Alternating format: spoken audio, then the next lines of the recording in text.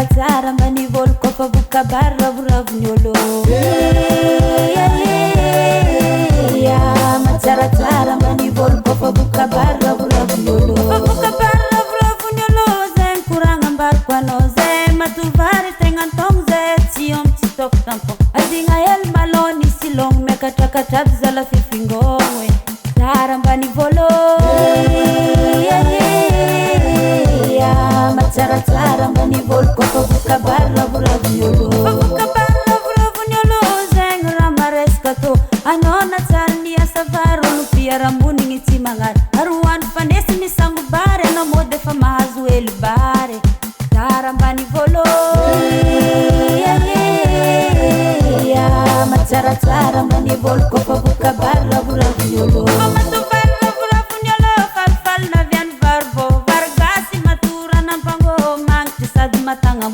Maneligny anazy milela molotro koa tsy voky za tsy manipy sôro.